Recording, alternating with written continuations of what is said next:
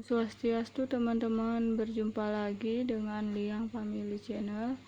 Kali ini Liang Family akan berbagi tips cara membuat sampian nagasari atau sampian sesayut.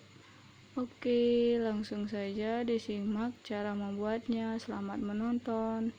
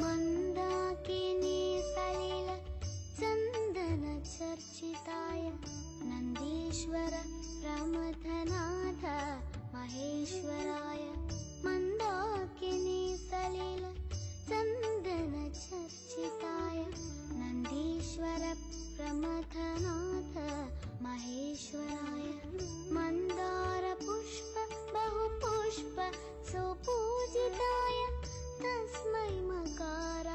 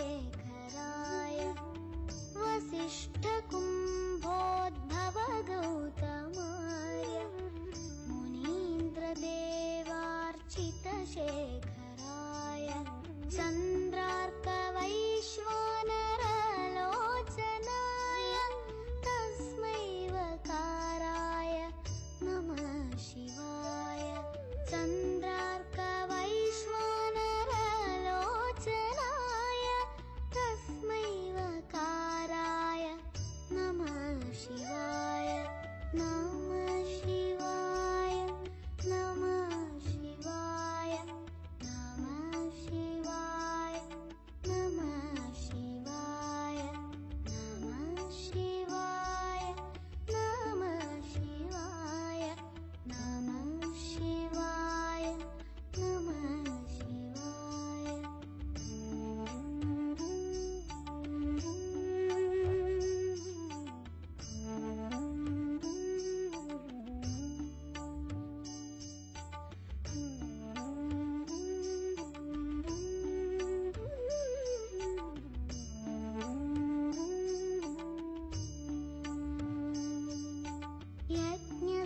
यज्ञस्वरूपाय जटाधराय पिनाकहस्ताय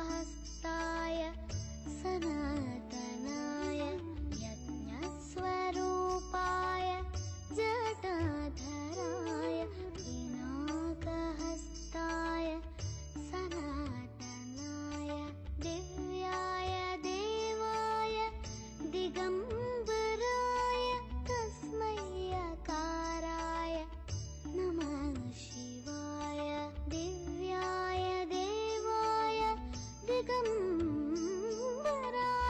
तस्मै अकाराय नमः शिवाय नमः शिवाय नमः शिवाय नमः शिवाय नमः शिवाय नमः शिवाय नमः शिवाय नमः शिवाय नमः शिवाय नमः शिवाय नमः शिवाय नमः शिवाय नमः शिवाय पञ्चाक्षरमिदं पुण्यं यः पठेत् शिवसन्निधौ शिवलोकमवाप्नोति शिवेन सह मोदते।